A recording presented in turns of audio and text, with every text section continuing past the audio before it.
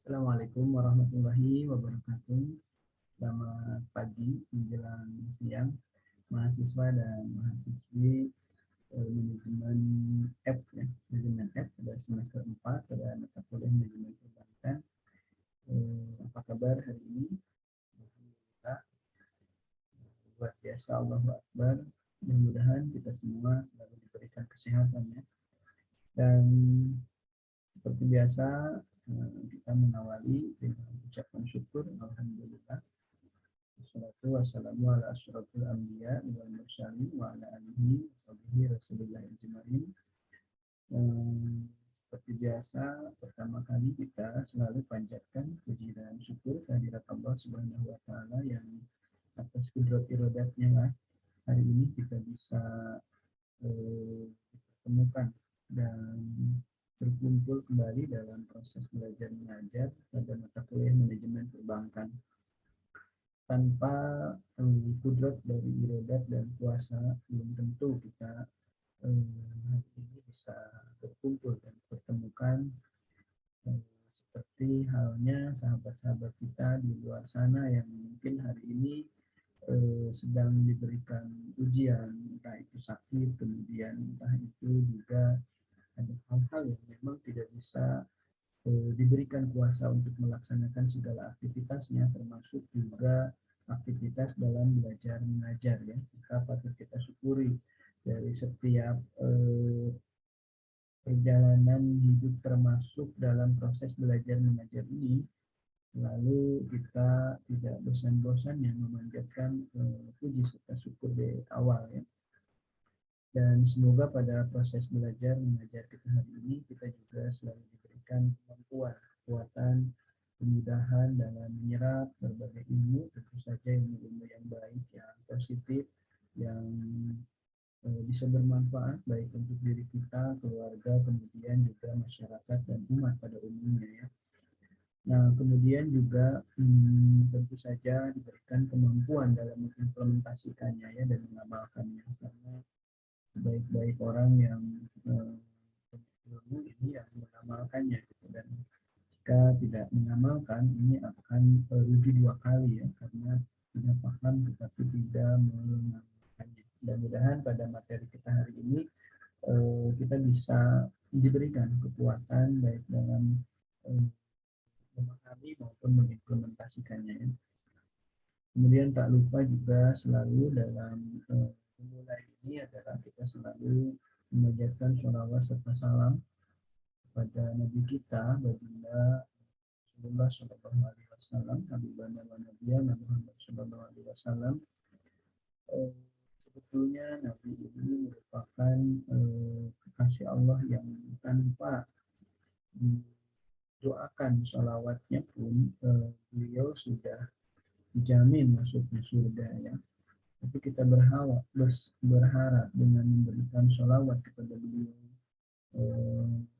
muntahan, kemudian kelebihannya, karena beliau ini tanpa diberikan sholawat dari kita umatnya juga sudah dijamin ya, karena merupakan kekasih Allah. Cuma muntahan, ibarat kalau air itu sebenarnya beliau ini udah penuh ya dalam satu gelas, tapi kita berusaha memenuhinya dengan harapan pemenuhan itu, hasil penuhnya itu jatuh kepada kita, yakni syafaat-syafaat dan kita diakui sebagai umatnya ya. Oleh karena itu selalu dalam memulai perkuliahan ini bukan berarti seperti mau ceramah ya, tetapi ini merupakan hal yang kita harapkan ke depan, bahwa kita memberikan sholawat serta salam semoga tercurah luah kepada baginda Nabi Muhammad SAW beserta para keluarganya, sahabat-sahabatnya, tabi'innya, seluruh umatnya. Nah, ini seluruh umatnya, mudah-mudahan termasuk kita di antaranya yang tercurah ruahkan dari sholawat ini ya. Pada akhirnya betapa banyak pun kesalahan kita, mudah-mudahan sedikit terobati, kemudian bisa balance ya dengan kebaikan kita, atau mendapatkan syafaat, baik syafaat dari Rasulullah maupun syafaat dari para guru-guru kita, kemudian juga para habib-habibullah yang merupakan orang-orang yang taat terhadap ajaran. Mudah-mudahan jadi termasuk kita di antaranya. Amin. Dan kalau kita bisa mendapatkan syafaat, karena di yaumil akhir nanti semua orang minta syafaat, termasuk dari mulai Nabi Adam ya. Nabi Adam berkata bahwa jangankan memberi syafaat, memang keturunan semuanya dari Nabi Adam dan Hawa. Nah, tetapi beliau belum bisa memberikan syafaat karena beliau mempertanggungjawabkan dosa waktu memakan buah koldi saja. Nah, itu perlu pertanggungjawaban sehingga belum bisa memberikan syafaat. Kemudian datang ke nabi-nabi yang lain, coba menyarankan untuk ke nabi ini, dan semuanya tidak bisa. Semua berakhir di Nabi Muhammad SAW. Dan Nabi kita akan memberikan syafaat hanya kepada umatnya yang selalu taat. Dan di sini mudah-mudahan selalu mengawali perkuliahan ini dengan harapan kita semua bisa mendapatkan syafaatnya di dunia. Amin. Jadi tidak bosan-bosannya setiap perkuliahan, setiap pertemuan ini selalu semacam SOP khusus di mata kuliah ini ya. Jadi jika ada yang wah ini seperti ceramah nih, seperti ini, justru ini sebenarnya bukan, tetapi harapan dari diri kita bahwa tak lupa kita dalam segala aktivitas itu selalu membanyakkan puji syukur kepada Yang Maha Kuasa. Kemudian juga kita menginginkan bahwa sholawat serta salam. Nah, seperti ini barangkali ya. Dan mudah-mudahan apa yang akan kita pelajari ini mendapatkan berkah, kemampuan diberikan ya, kekuatan, karena pada hakikatnya semuanya adalah milik Allah, Tuhan yang Maha Kuasa. Seperti itu barangkali ya. Nah, mahasiswa dan mahasiswi semester 4 di manajemen FI, hari ini kita akan membahas pokok bahasan analisis kinerja bank ya. Sebetulnya kelompok 9 ini ya, yang terdiri tadi dari rekan-rekan 3 tadi ya di sini.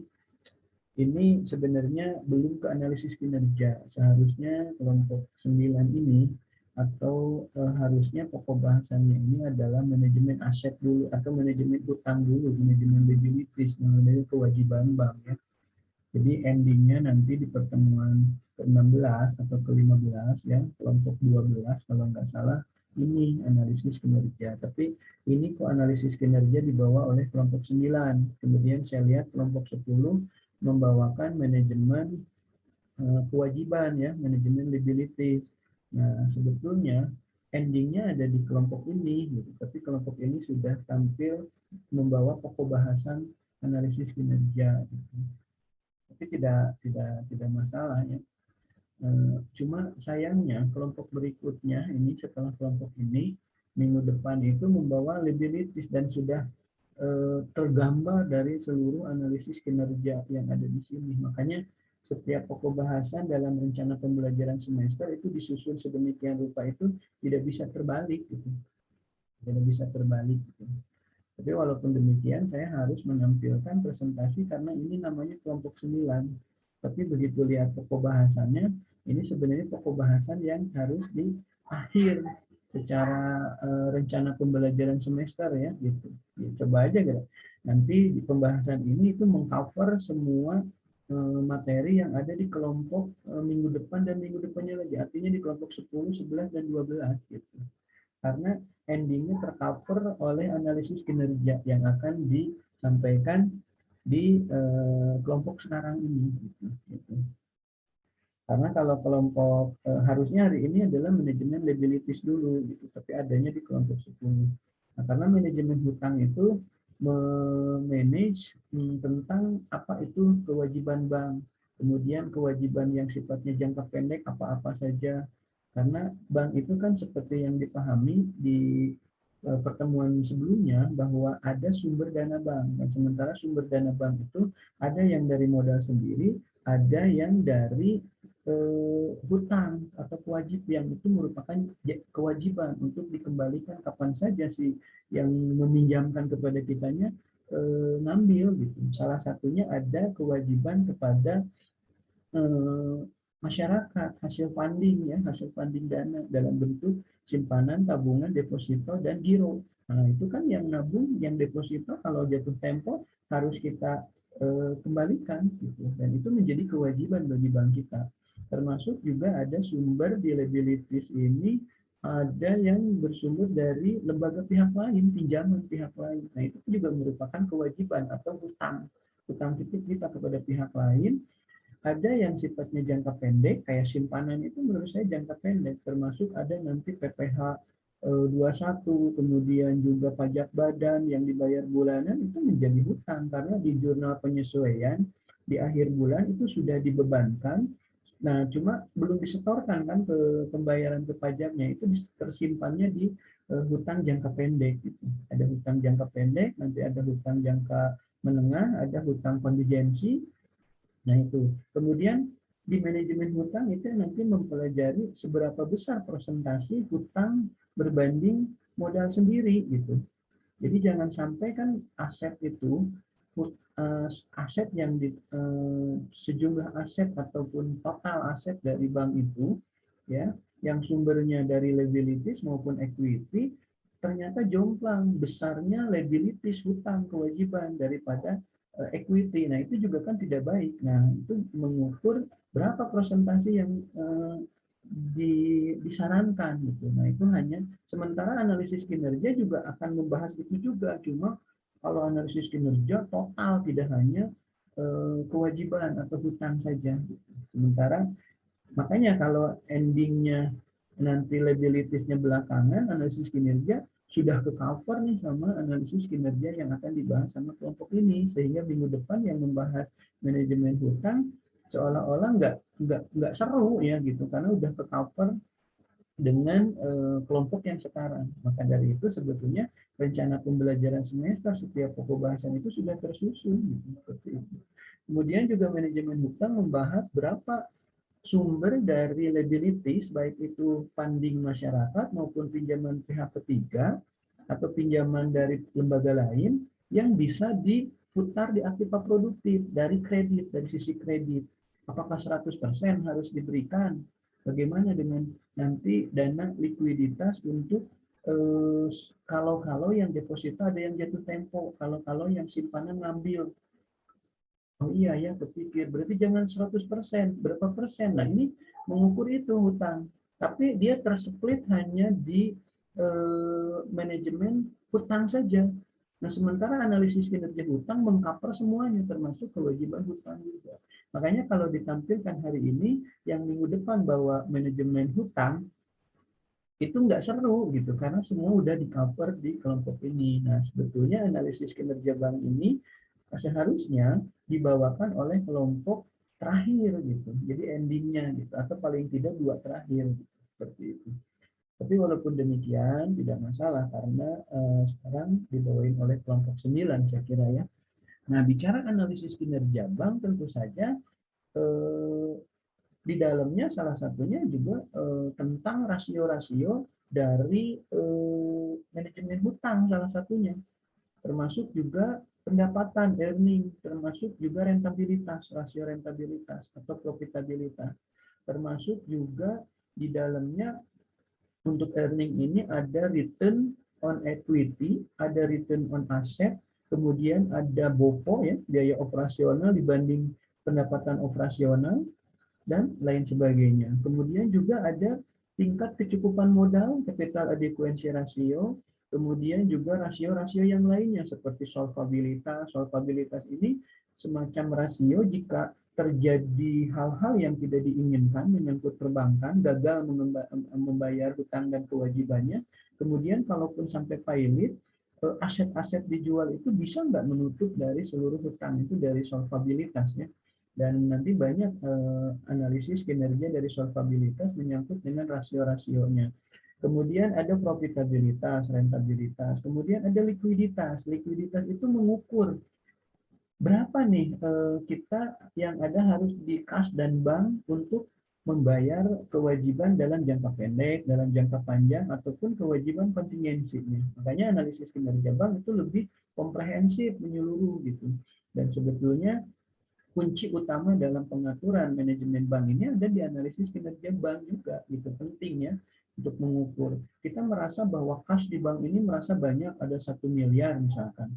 Tetapi karena kewajibannya tadi ada 2 triliun, nah ini juga belum tentu aman, merasa aman walaupun uang ada 1 miliar. Kenapa? Karena kalau yang simpanan tadi, apalagi simpanan kewajiban jangka pendek, eh, jatuh tempo semua, harus dibayar semua, 1 miliar tidak mencukupi dari kewajiban itu. Makanya berapa harusnya uang ada di kas, berapa uang menyangkut cash ratio dan quick ratio, kemudian berapa yang harus menjadi aktiva produktif, kemudian di aktiva produktif juga berapa yang sifatnya jangka waktunya tidak lama, yang sedang, jadi artinya yang masuk kepada kredit modal kerja, konsumtif maupun investasi, ya ini karena kan sifatnya investasi itu jangka waktunya lama, kita jangan memainkan kredit dengan investasi kalau sumbernya yang tidak lama, karena akan jomplang ya nanti, dan kita akan kelabakan untuk cash ratio ataupun quick ratio-nya gitu. Dan ini semua pengukuran-pengukuran ini ada di analisis kinerja bank, sehingga kapan kalau nyupir mobil itu kapan kita harus injak gas keras-keras, kapan kita juga harus injak rem, kapan kita harus injak kupling untuk memindahkan gigi, baik dari 3 ke 2, atau dari 2 ke 3, 3 ke 4, atau bahkan 4 ke 5 supaya lebih cepat. Nah, dalam keadaan bagaimana kan paling tidak kalau di mobil dalam keadaan lurus yang tanpa hambatan seperti jalan tol kita bisa sampai ke 5 kan. Tapi kalau di jalan yang banyak orang seperti di pasar kan nggak mungkin kita pindah kopling, pindah kopling, kemudian pindah ke 5. Itu sangat berbahaya. Nah dalam perbankan pun sama. Kapan kita harus mencairkan kredit? Kapan kita harus mempending kredit? Sampai-sampai banyak orang yang ngajuin kredit banyak juga kita pending. Kita nggak pernah cairin dulu, bukan nggak layak. Tapi karena keadaannya misalkan sangat rawan. Karena misalkan menjelang musim Idul Fitri itu banyak sekali para penyimpan yang ngambil tuh. Nah, sehingga dana kas likuiditas kita terganggu untuk memenuhi kewajiban kita, karena kan simpanan deposito dan giro itu masuk dalam kategori kewajiban yang harus kita kembalikan. Sehingga pada saat musim Idul Fitri misalkan kita mengatur kredit jangan terlalu jor-joran untuk diberikan. Nah, ini yang tadi saya maksud bahwa kalau kita mengendarai mobil nyupir, kapan kita harus pinjak gas dalam-dalam supaya kecepatannya tinggi, kapan kita harus mengendorkan, kapan kita harus pinjak rem, kapan kita harus pinjak kopling, pindah gigi, entah itu dari yang besar ke kecil ataupun yang kecil ke besar gitu. Dalam kondisi-kondisi seperti apa? Jangan salah kaprah. Kita di keramaian malah pindah ke gigi besar, malah di tol kita di gigi satu kan susah tuh, padahal kondisinya punya banyak peluang untuk bisa di kecepatan, bahkan bisa bermasalah dengan orang lain, bisa menghalangi orang lain. Nah ini juga sama dalam perbankan, juga sama dalam manajemen seperti itu. Nah cara pengukurannya ada gas, ada kopling, ada setir, ada rem, ada gigi yang harus dipindahkan. Ini dalam analisis kinerja yang hari ini akan disampaikan oleh kelompok 9, walaupun tadi sudah saya sampaikan sebetulnya ini materi ini harusnya ada di kelompok terakhir di endingnya gitu, tapi kok jadi ada di kelompok 9 ya. Tidak masalah, silahkan saja gitu. Cuma minggu depan yang bawain manajemen kewajiban itu nggak seru karena sudah di cover semua ini oleh analisis kinerja bank ya hari ini. Tapi tidak masalah, silahkan saja ya hari ini. Saya kira kelompok 9 di manajemen F ini ya, yang terdiri dari teman-teman di kelompok 9 ini ada Sylvia, Nurul ya, kemudian juga sebentar dulu kita silahkan kelompok 9-nya untuk masuk dulu ya. Di sini ada Sylvia Nurul Arifin, kemudian Arif Ginanjar ya, kemudian ada Egy Prayoga juga yang akan mempresentasikan hasil diskusi kelompoknya beberapa minggu kemarin dengan analisis kinerja bank ya. Kalau saya lihat materinya tadi bagus, cuma sayangnya itu aja penempatannya ya. Jadi endingnya untuk kelompok 10, 11, 12 itu sudah didului ya, disalib sama kelompok 9 ini. Makanya saya bilang itu rencana pembelajaran semester itu udah tersusun, tidak bisa yang 12 pokok bahasan yang di 12 adanya di satu, itu salah salah sekali kan, kayak karena di satu itu biasanya ruang lingkup pengertian kan gitu. Kalau RPS ruang lingkup pengertian itu disimpan di pertemuan 16 kan kebalik tuh ya kan. Nah, kemudian yang 16 sudah endingnya udah dalam gitu kan, disimpan di satu, itu malah kita akan kerepotan ya, sangat susah untuk mencernanya. Baik, kita akan simak bersama tentang materi dari analisis kinerja bank. Nanti ini akan berhubungan dengan rasio-rasio, termasuk rasio hutang ya, rasio hutang. Termasuk juga capital adequacy rasio, rasio likuiditas. Jadi yang akan presentasi minggu depan, minggu depannya lagi itu udah muncul di sini nih sebenarnya analisis-analisisnya ya. Baik, kita simak bersama ya presentasi dari kelompok 9 dengan tema analisis kinerja bank yang akan disampaikan oleh rekan Sylvia Nurul Arifin dengan NPM D12004-450, kemudian Arif Ginanjar D12004-242, kemudian Egi Prayoga ya dengan NPM D12004-278. Saya mohon izin ke belakang saja dulu. Silakan untuk kelompok 9 di depan untuk dipresentasikan dulu. Assalamualaikum warahmatullahi wabarakatuh. Waalaikumsalam warahmatullahi Perkenalkan, nama wabarakatuh. saya Sylvia Nur Arifin sebagai moderator dari kelompok 9 dan beranggota yaitu Egi Prayoga dan Arif. Sebelumnya, saya berterima kasih kepada Bapak dosen Sukmayadi SNM yang telah membimbing kami dalam menyusun PowerPoint dan makalah manajemen perbankan, yaitu tentang analisis kinerja bank. Dan saya mengucapkan terima kasih juga kepada semua teman-teman yang telah menyimak materi yang kami sampaikan. Pengertian bank menurut Undang-Undang Nomor 10 Tahun 1998 tentang perubahan atas Undang-Undang Nomor 7 Tahun 1992 tentang perbankan menyatakan bahwa bank adalah badan usaha yang menghimpun dana dari masyarakat dalam bentuk simpanan dan menyalurkannya kepada masyarakat dalam bentuk kredit dan atau bentuk-bentuk lainnya dalam rangka meningkatkan taraf hidup rakyat banyak. Pengertian kinerja bank. Kinerja bank secara umum merupakan gambaran prestasi yang dicapai oleh bank dalam operasionalnya. Kinerja keuangan bank merupakan gambaran kondisi keuangan bank pada suatu periode tertentu, baik mencakup aspek penghimpunan dana maupun penyaluran dananya. Kinerja menunjukkan sesuatu yang berhubungan dengan kekuatan serta kelemahan suatu perusahaan. Informasi posisi keuangan dan kinerja keuangan di masa lalu seringkali digunakan sebagai dasar untuk memprediksi posisi keuangan dan kinerja di masa depan dan hal-hal lain yang langsung menarik perhatian pemakai seperti pembayaran, dividen, upah, pergerakan harga sekuritas, dan kemampuan perusahaan untuk memenuhi komitmennya ketika jatuh tempo. Tujuan pokok penilaian kinerja adalah untuk memotivasi karyawan dalam mencapai sasaran organisasi dan dalam mematuhi standar perilaku yang telah ditetapkan sebelumnya agar membuahkan tindakan dan hasil yang diharapkan.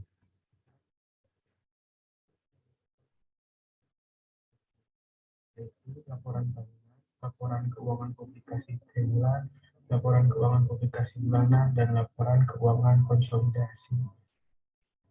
Laporan tahunan. Laporan tahunan atau annual report merupakan laporan perkembangan dan pencapaian yang berhasil diraih organisasi dalam setahun. Yang kedua adalah laporan keuangan publikasi triwulan. Laporan keuangan ini disusun antara lain untuk memberikan informasi mengenai posisi keuangan, kinerja atau hasil usaha bank, serta informasi keuangan lainnya kepada berbagai pihak yang berkepentingan dengan perkembangan usaha bank. Selanjutnya ada laporan keuangan publikasi bulanan. Sesuai namanya, laporan yang satu ini disiapkan setiap akhir bulan selama 1 tahun. Secara individu, laporan keuangan bulanan bank adalah gugusan antara kantor pusat bank dengan seluruh cabang atau perwakilan bank yang ada. Yang terakhir ada laporan keuangan konsolidasi.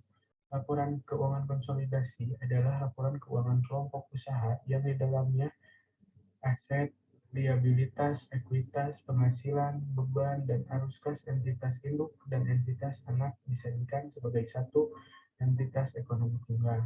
Untuk menilai kinerja perbankan, menggunakan 6 aspek penilaian yang dilakukan, yaitu metode CAMELS, yaitu capital, asset management, earning, liquidity, dan sensitivity market risk. 1. Kapital. Penilaian ini dimaksud untuk mengetahui kecukupan modal dari bank yang bersangkutan untuk mendukung kegiatannya secara efisien. Dari uraian di atas dapat disimpulkan bahwa penilaian aspek permodalan lebih dimaksud untuk mengetahui bagaimana atau seberapa modal bank tersebut telah memadai untuk menunjang kebutuhan yang didasarkan pada kewajiban penyediaan modal minimum bank.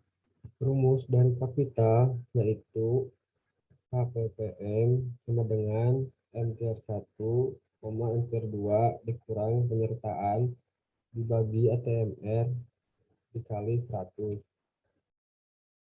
Di mana yang dimaksud MTR 1 yaitu modal inti, yang dimaksud MTR 2 yaitu modal pelengkap, yang dimaksud penyertaan yaitu penanaman dana bank dalam bentuk saham pada perusahaan yang bergerak di bidang keuangan atau jenis transaksi tertentu yang berkaitan bank ini atau akan memiliki saham pada perusahaan yang bergerak di bidang keuangan. Yang dimaksud ATMR yaitu aktiva tertimbang menurut risiko. Kriteria penilaian peringkat. Peringkat 1 sama dengan KPPM lebih dari 12%. Peringkat 2 sama dengan 9% kurang dari KPPM kurang 12%. Peringkat 3, 8% kurang dari KPPM kurang 9%. Peringkat 4, 6% kurang KPPM kurang 8%. Peringkat 5 sama dengan KPPM kurang dari 6%. Kedua, aset. Penilaian kualitas aktiva produktif menunjukkan untuk melihat kualitas penanaman aktiva serta porsi penyisihan untuk menutupi kerugian akibat penghapusan aktiva produktif. Pengurus daftar kualitas dan nilai aktiva merupakan sumber erosi terbesar bagaimana model rumus dari aset yaitu HAP sama dengan 1 APYD kurung buka DPK, KL, D, M kurung tutup per aktiva produktif dikali 100.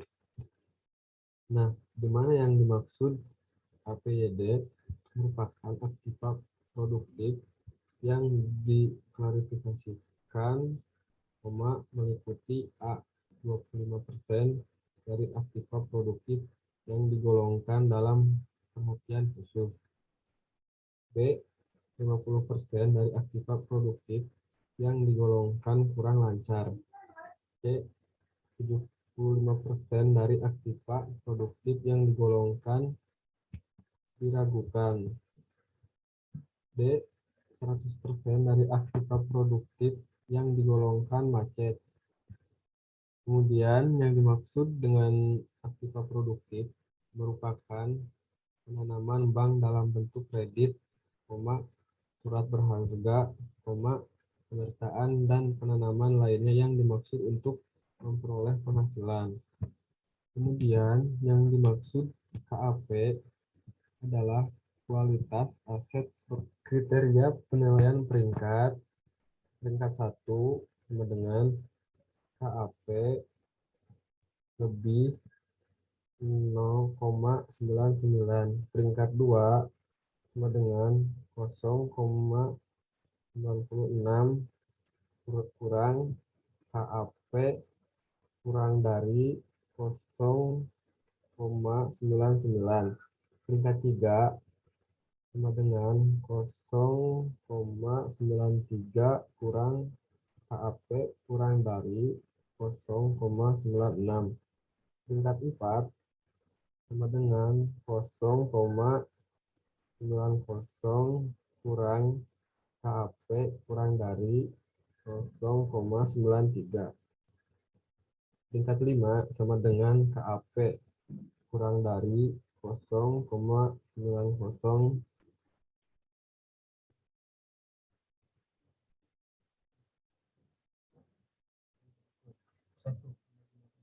Dan 2. Manajemen risiko. Penilaian dilakukan terhadap komponen-komponen sebagai berikut. 1. Manajemen umum. 2. Penerapan sistem manajemen risiko. 3. Kepatuhan bank terhadap ketentuan yang berlaku serta komitmen kepada Bank Indonesia dan atau pihak lain.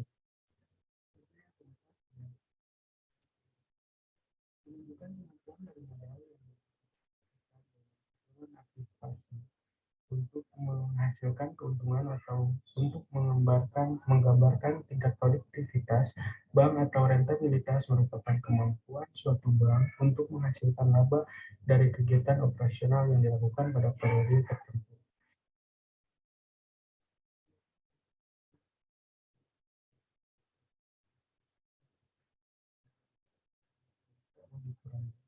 Dikurangi BO per rata-rata AP dikali 100. Yang kedua ada ROA atau ROA. ROA sama dengan laba sebelum pajak per total aktiva dikali 100. Yang ketiga ada ROE atau ROE. ROE sama dengan laba setelah pajak per modal sendiri dikali 100. Yang keempat ada BOPO.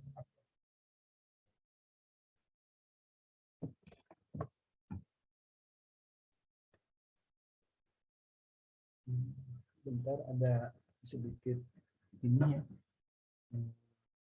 permasalahan. Bentar dulu.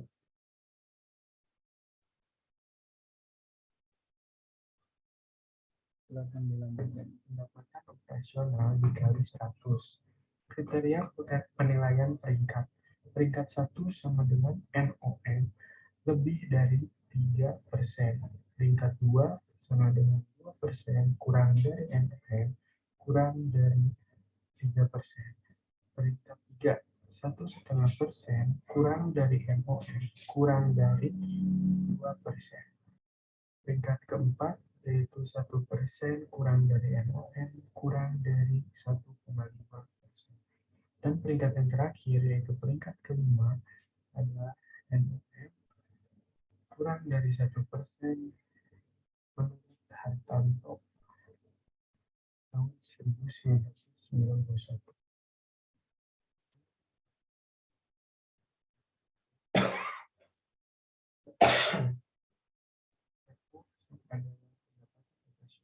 DBH adalah distribusi bagi hasil, BO adalah biaya operasional.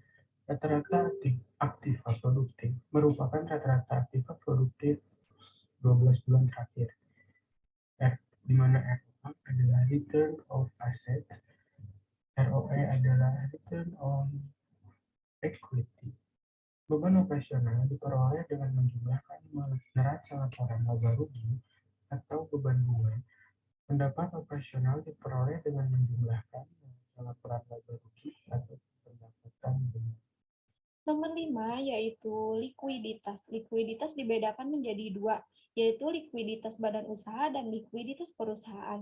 Likuiditas badan usaha merupakan kemampuan perusahaan menyediakan alat-alat likuid sedemikian rupa sehingga dapat memenuhi kewajiban finansialnya pada saat ditagih. Bisa dilihat di sini rumus dari likuiditas, yaitu ada 4 rumus. Yang pertama STM, short term mismatch, di mana rumusnya aktiva jangka pendek per kewajiban jangka pendek dikali 100.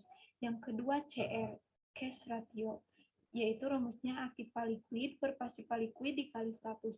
Yang ketiga LDR, loan to deposit ratio, yaitu rumusnya jumlah kredit yang diberikan per total dana pihak ketiga dikali 100. Yang keempat LAR, loan to asset ratio, rumusnya yaitu jumlah kredit yang diberikan per jumlah aset dikali 100. Kriteria penilaian peringkatnya yaitu peringkat 1 STM lebih 25%, peringkat 2 20% kurang STM kurang dari 25%, peringkat ketiga yaitu 15% kurang STM kurang dari 20%, peringkat keempat 10% kurang STM kurang dari 15%, peringkat 5 STM kurang dari 10%. Nomor 6 yaitu sensitivity to market risk, yang artinya sensitivitas terhadap risiko pasar. Tingkat sensitivitas adalah tingkat sensitivitas terhadap risiko pasar, yaitu rasio untuk mengukur tingkat sensitivitas terhadap risiko yang telah terjadi di pasar.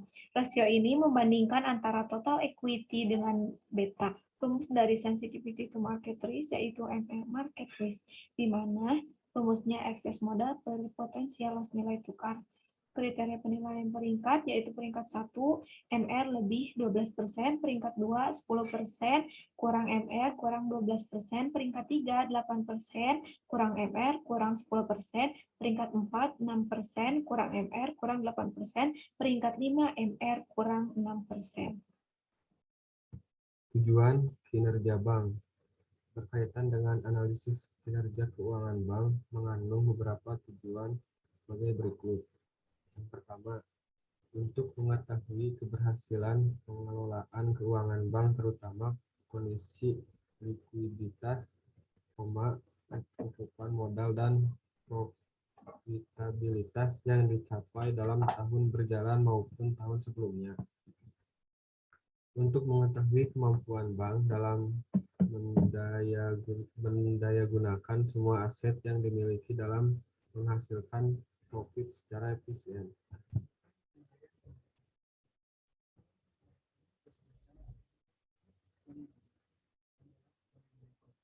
Satu, untuk mengetahui tingkat likuiditas, yaitu kemampuan perusahaan untuk memperoleh kewajiban keuangannya yang harus segera dipenuhi. Dua, untuk mengetahui tingkat solvabilitas, yaitu kemampuan perusahaan untuk memenuhi kewajiban keuangannya apabila perusahaan tersebut dilikuidasi, baik kewajiban keuangan jangka pendek maupun jangka panjang. Sekian presentasi dari kelompok kami. Mohon maaf apabila terdapat beberapa kesalahan. Mohon dimaklumi. Wabillahi taufiq wal hidayah. Wassalamualaikum warahmatullahi wabarakatuh. Waalaikumsalam warahmatullahi wabarakatuh. Terima kasih kelompok 9, sangat luar biasa membawakan analisis kinerja bank ya. Dan tadi disampaikan bahwa salah satu pengukuran analisis bank itu salah satunya dengan metode CAMEL, kayak unta. CAMEL, C yang pertama itu adalah capital, jadi mengukur tingkat kecukupan modal. Kemudian nanti akan mengukur juga aset, ya, kemampuan aset. Kemudian juga tadi mengukur manajemennya, baik tidaknya. Tadi komponen-komponennya sudah disampaikan. Kemudian earning, earning, tingkat pendapatan, profitabilitasnya. Kemudian earning tadi ada ROA, ya, return on equity, ada return on asset. Kemudian ada BOPO ya tadi, manajemen operasional berbanding dengan pendapatan operasional. Kemudian CAMEL, L adalah liabilities ya.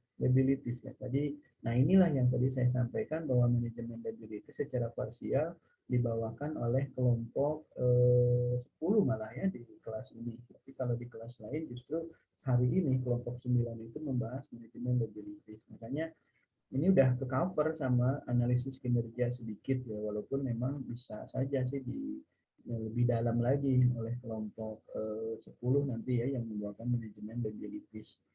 Kemudian CAMEL, S-nya sensitivity ya, tadi market risk ya, jadi risiko pasar. Jadi yang seperti yang perempuan itu siapa yang tadi sudah menyampaikan ya. Gitu. Sangat luar biasa, memang rumit dalam mengukur rasio-rasio ini. Tidak semua pegawai itu punya kemampuan dalam menganalisis kinerja bank ini ya. Saya senang jika yang bertiga di kelompok 9 ini analisis kinerja kalau mampu menguasai metode CAMEL saja yang tadi ya, karena banyak perusahaan perbankan yang mencari SDM yang menguasai atau yang memiliki kompetensi dan kemampuan untuk menganalisis kinerja ini. Salah satunya tadi yang disampaikan oleh 3 rekan kita di kelompok 9 ini ya, dengan metode CAMEL. Bagaimana tingkat kecukupan modal, tadi ada capital adequacy ratio ya dari MTR 1, di mana di situ ada permodalan inti. Permodalan inti ini adalah permodalan yang inti, jadi tidak akan sulit untuk bisa diambil kembali seperti cadangan-cadangan, karena cadangan itu adalah sebuah modal yang didapat dari perolehan laba tahun-tahun sebelumnya yang dialokasikan untuk cadangan untuk memperkuat permodalan. Nah, itu sudah merupakan permodalan inti ya gitu. Kemudian ada permodalan pelengkap seperti misalnya permodalan pelengkap itu seperti laba yang ditahan, itu sebenarnya masuk modal tetapi modal pelengkap. Kenapa? Karena tahun depan bisa saja dia akan bagikan gitu. Jadi kan ada laba yang belum dibagikan atau ya kan ada laba yang belum dibagikan. Nah, itu posisinya ada di modal, tapi modal itu tidak termasuk modal inti karena nanti akan ada rapat pemegang saham yang akan membagi laba gitu. Sehingga masuk dalam kategori M-Tier 2 tadi ya disampaikan. Nah, kemudian dikurangi penyertaan. Kenapa? Karena penyertaan ini memang masuk komposisi modal, cuma penyertaan ini 3 tahun, 5 tahun bisa saja ada yang ngambil, karena penyertaan ini merupakan semacam penyertaan untuk modal dari lembaga-lembaga lain gitu. Dia mengikut penyertaan, mengikutkan serta penyertaan. Bisa saja mungkin dia memiliki gedung untuk dipakai dan dia masuknya ke equity, tapi suatu saat dia akan kembali dan tidak memasukkannya ke dalam kewajiban ke modal gitu ya. Nah, itu rumus-rumusnya nih. Kalau tadi ada tingkat kesehatannya ya, jika peringkatnya ada di bawah 0,9, nah ini bagus nih peringkat berapa tadi itu ya. Kemudian jika di atas 0,99 itu sebetulnya jelek karena tingkat tadi apa di peringkat 1 ya, ada di peringkat 1 ya. Kemudian ada peringkat 2 antara 0,96 sampai 0,99 gitu. Nanti silakan didiskusikan peringkat yang mana, yang apakah yang 6 atau yang 1 yang itu sangat bagus ya. Ya, jadi jika kita menguasai tadi cara penghitungan kemudian memahami tentang peringkat mana yang harus bagus, yang harus jelek, kemudian kalau jelek bagaimana tindakan selanjutnya, kemudian kalau bagus bagaimana mempertahankan, kemudian bahkan bisa meningkatkan kembali. Nah, penguasaan kompetensi SDM yang begini yang jarang gitu, yang jarang menguasai, sehingga jika Anda memiliki kemampuan ini, saya kira Anda banyak diperebutkan oleh lembaga-lembaga perbankan karena untuk menganalisis gitu kan, pimpinan itu termasuk dewan direksi, dewan komisaris membutuhkan analisis-analisis yang handal, yang matang seperti tadi gitu ya, seperti itu. Semacam customer service, teller itu belum memiliki kemampuan sampai dianalisis ini gitu. Dia hanya melayani saja.